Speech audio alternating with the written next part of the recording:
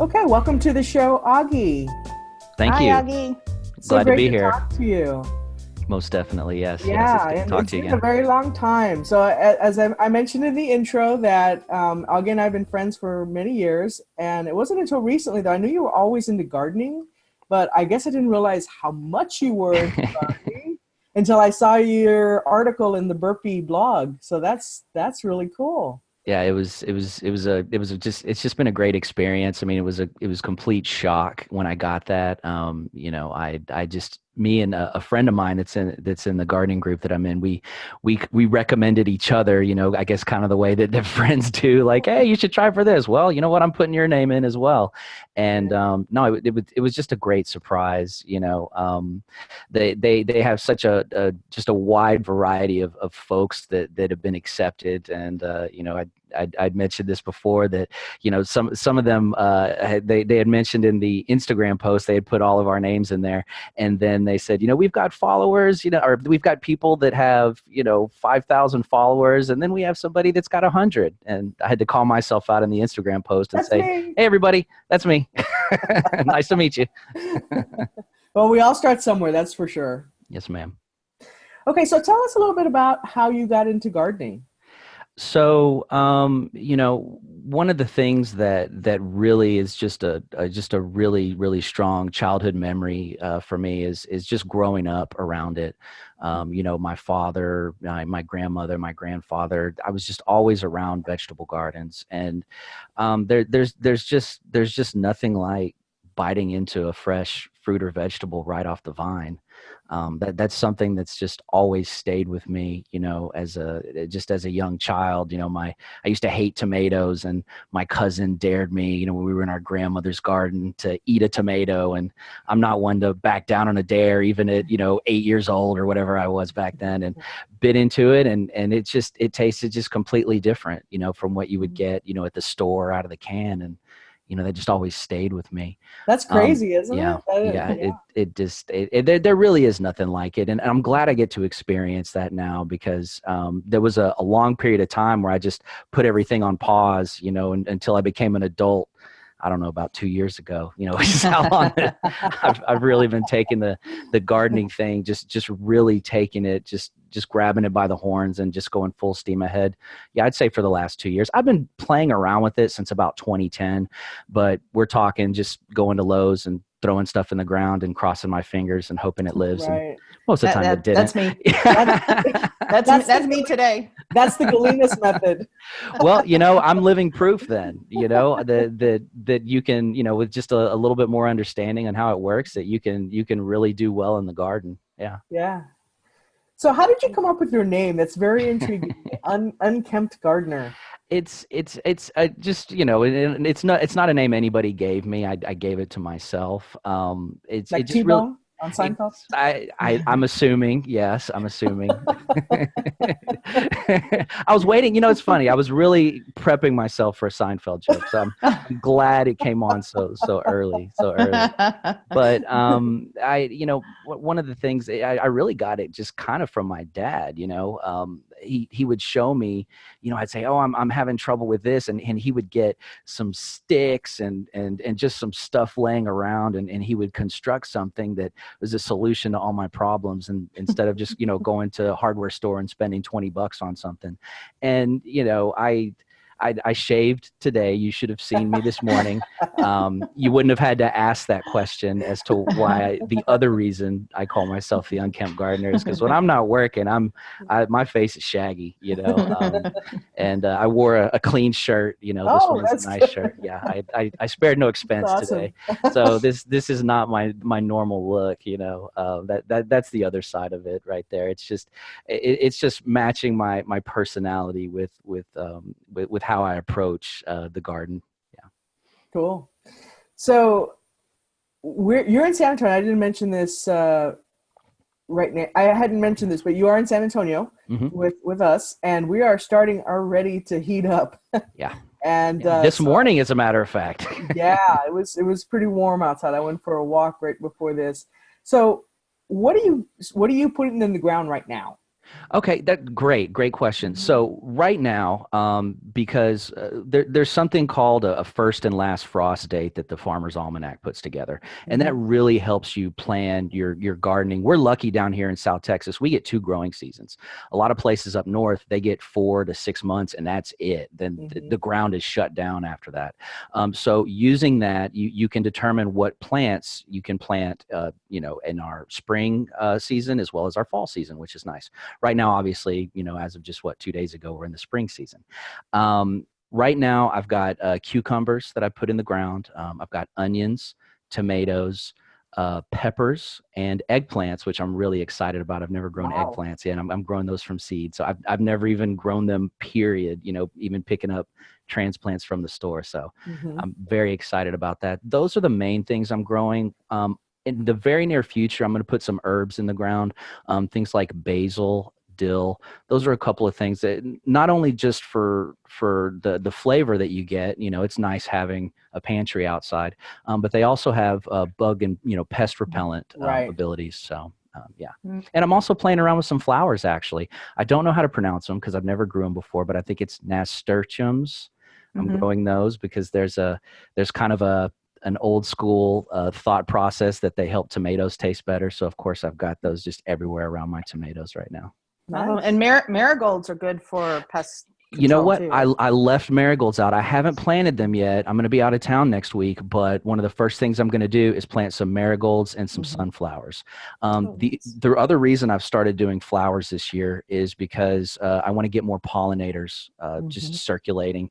I do have this huge butterfly. She's about that big that visits me every day at about Mhm. 11 o'clock on the dot. And last year I had a couple of bumblebees, and I really want to get some more coming in because it's just great to be out in the garden and just seeing all this life around you. It's it's Mhm. Right. it's one of the things that's really relaxing about it, therapeutic.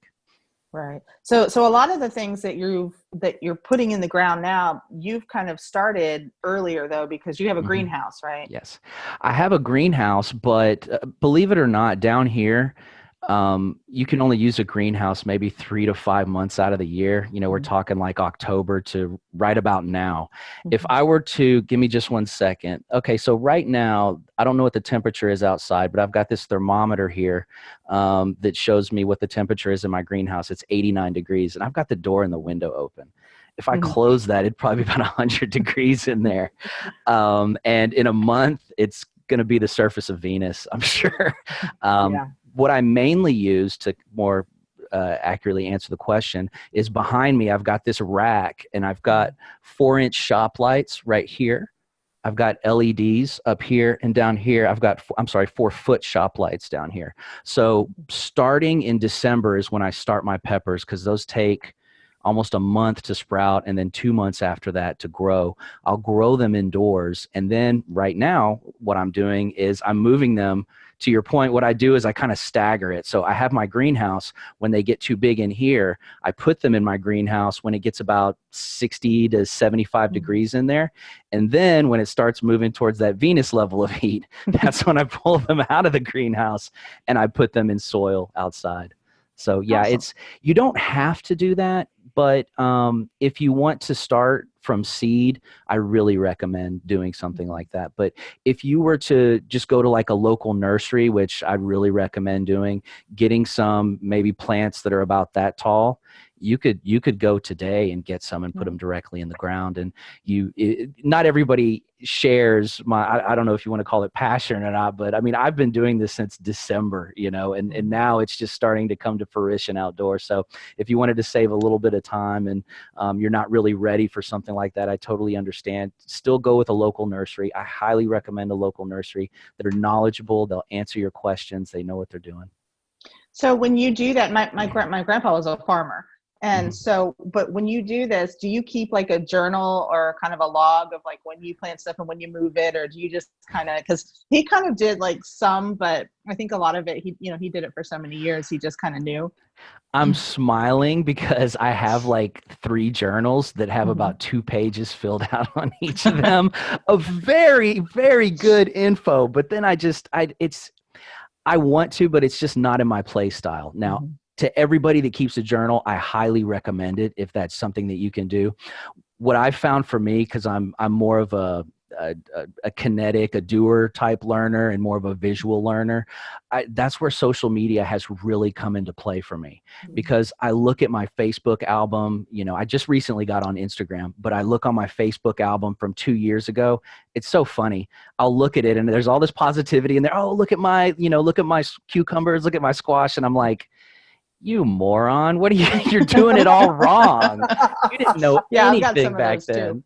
So that's my journal, I guess. But paper, if some of us are planners and some of us are really good with paper, journals, go for it. Because if you have the wherewithal that I don't, to go back and say, what did I do? Then most definitely I'm all for it.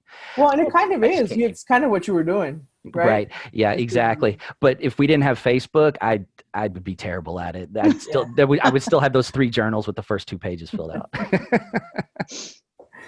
Okay. So you and I had talked a little bit before about some of the eco-friendly aspects that you try to incorporate in your gardening. Can you talk a little bit about like recycling and things that you do in your garden? Absolutely. It's one of the things that I love trying to find new and creative ways to use stuff that most people just see as trash. The biggest one for me. We do that too. Good. Everybody should, I wish more people did. It's just, I understand that some people, it's not in the forefront of their head. So, but everybody should, we've got a responsibility, not to get preachy or anything, but probably the thing that really impacts my garden the most is going to be the homemade compost. And a lot of people think, well, I don't have the room for it. Or, I don't have the materials for it, but we throw stuff away every day that we can use as compostable material. I even have some stuff right here, actually. That's funny. Like paper towel rolls, you can shred these up. You can use table scraps. You can even go to a coffee shop, just call them in the morning and say, can I have your coffee grounds at the end of the day? I can hit up 3 coffee shops on the way home from work and have about 25 pounds of coffee grounds. Wow. If you mix coffee grounds, cardboard, newspaper products, things like that, also other stuff, leaves, little table scraps, in 4 to 8 months, you can have some really good compost, and you've taken that stuff out of landfills. Here's why that's important. Landfills, sure, if you were to throw coffee grounds, all the materials I showed you, into a landfill, eventually it's going to break down. But it's also, because it's stacked so high up, it's going to release more methane than it would if you were to have it like in a compost bin, say, or in a compost heap. Plus, when I make this stuff here, it's nourishment for my plants. When I'm digging my holes, I throw some down, put the plants down, bury it, put some on top.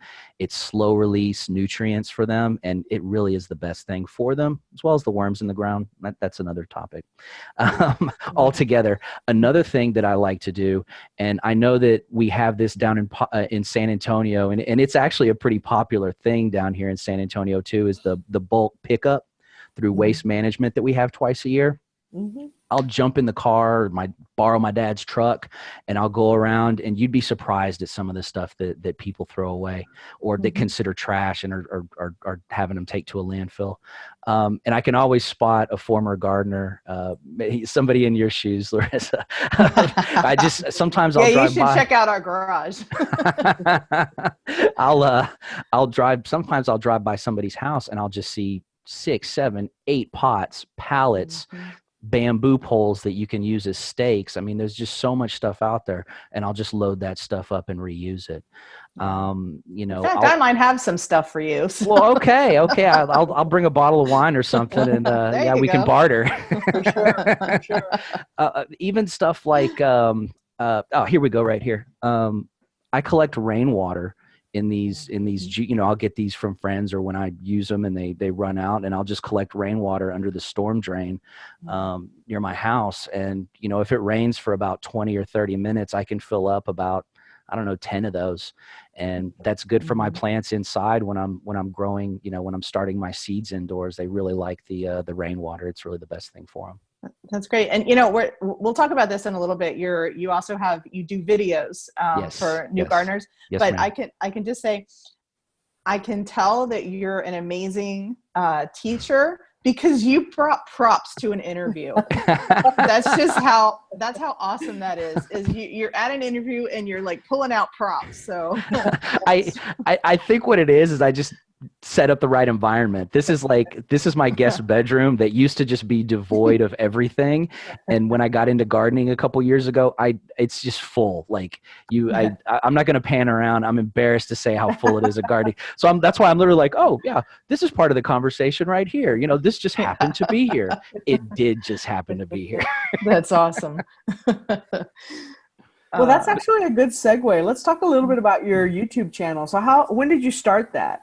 I started it, if I remember correctly, back in July of 2018. Mm-hmm. I was only doing videos maybe once every month and a half, 2 months, just as topics came up in the gardening group. And I specifically put it together to help us in the gardening group, because when you have a brand new person that says, I'm paraphrasing here, but I don't even know what I don't know, and I don't know what questions to ask, but I feel like this is a hobby that I can be passionate about.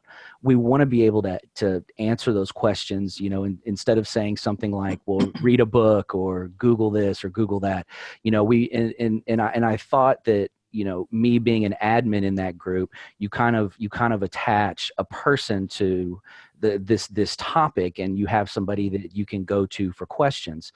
They're also good conversation starters, but yeah, I base them off of just common questions that I would see in the group. Like the first one is about knowing your planting zone. Very common question in the group. And then I build on it. We start talking about growing specific things like peppers, or specific strategies like how to grow those seeds. You know, you can use paper towels, you know, you can grow them. You don't have to germinate them in soil, things like that. And then there are times, like actually I just uploaded a video yesterday where I pull it back a little bit. Okay, so we've gotten into these things like how to prune your pepper plants or how to grow this specific seed. Well, now it's the start of spring. We've got, I would say, close to maybe 100 to 250 people a day with member requests.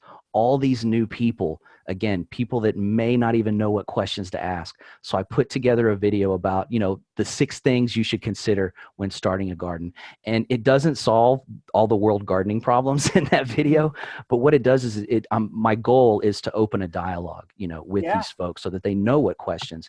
And I tried something a little different with this video that I'm really interested in. I wanted to put together a video that a parent can watch with their child at the same time, where it will hold their attention. You know, the child may not understand everything that's going on, but it's going to help engage the child. Hey, look at all these things that we can grow together. Meanwhile, the parent is, you know, hopefully listening to me, you know, during the video. So that's something that I want to start gravitating the videos towards. It's something that's really important to me is teaching young folks, teaching children how to do this, because I'm a product of that. You know, whether it was done intentionally or unintentionally, you know, 35 years ago, that has always stayed with me. You know, those little stories about being in grandma's garden, you know, and taking on a dare.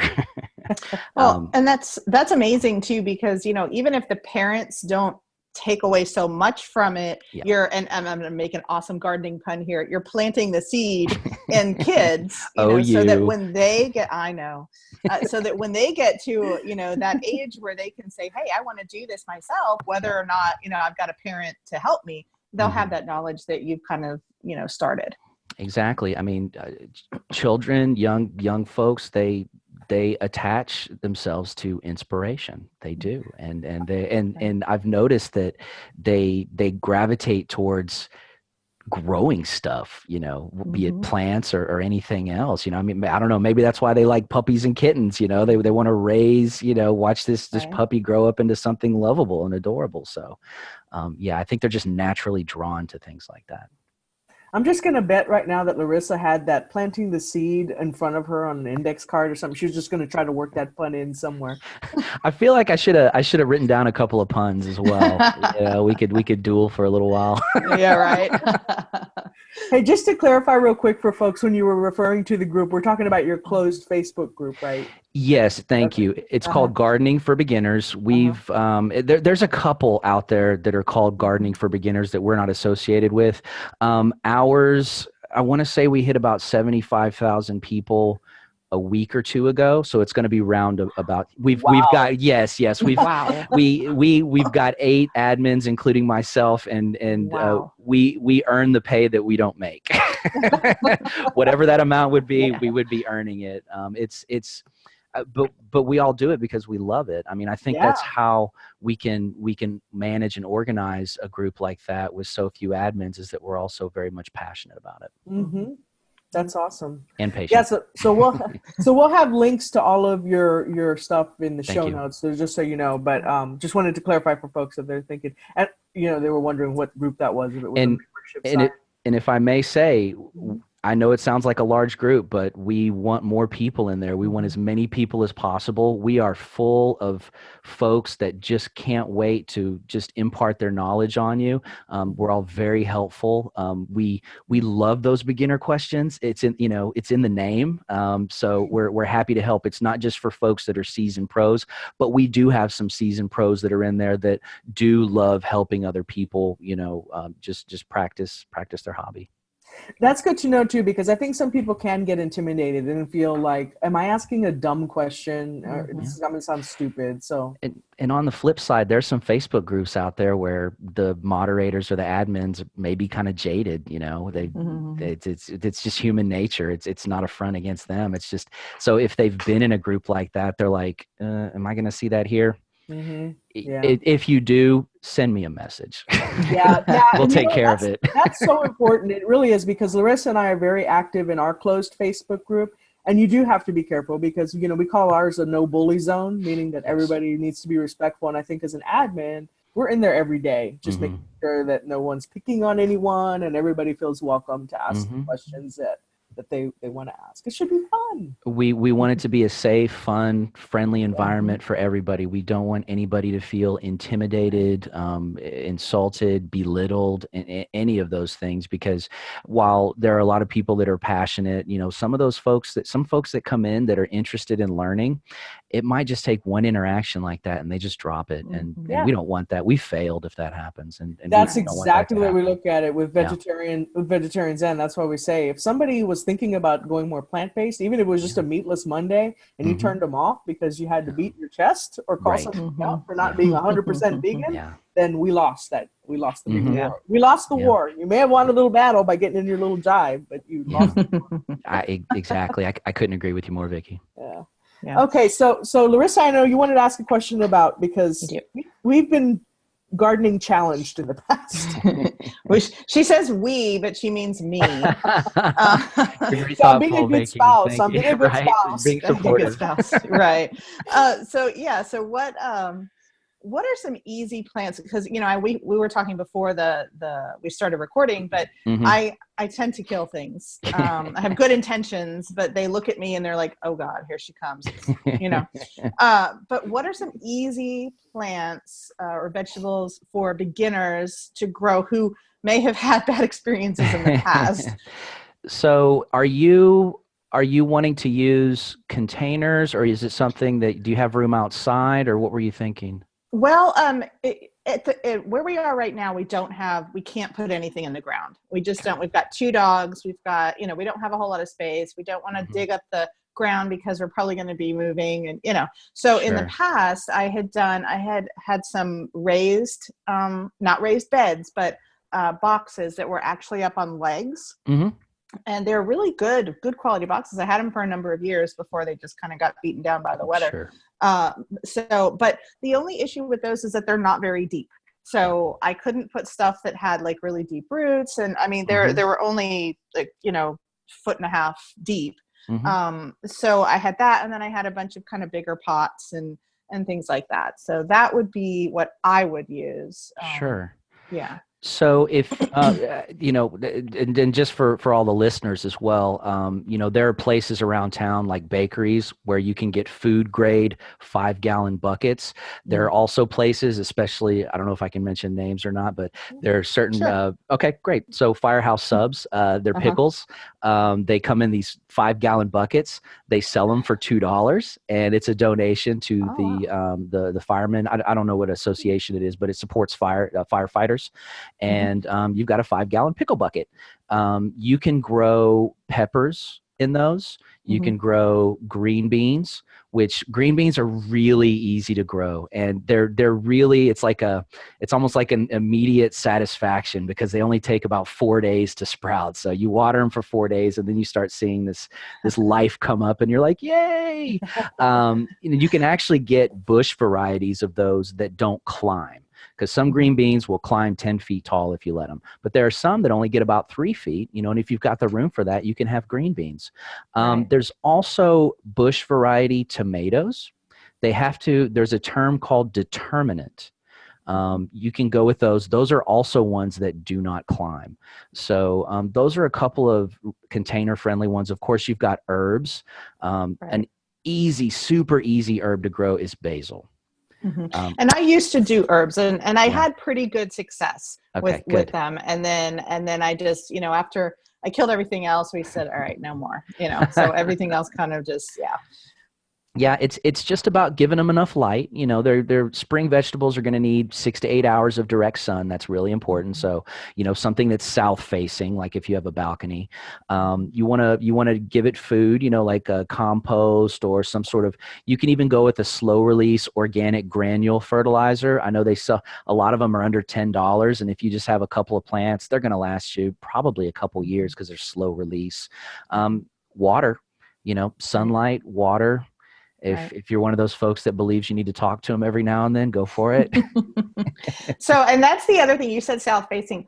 Our house faces, the front of our house is due west. Okay. And so the back of our house is due east. So the front, in the afternoon, we have a metal door and you can't touch the door. Yeah. Because the sun, and then so we get full sun in the morning and then nothing in the afternoon in the back. So, yes. Yeah. So that's a little bit of a challenge. Yeah. There's a section of my house in the backyard that is just off limits. I think I can probably grow moss there, and that's about it.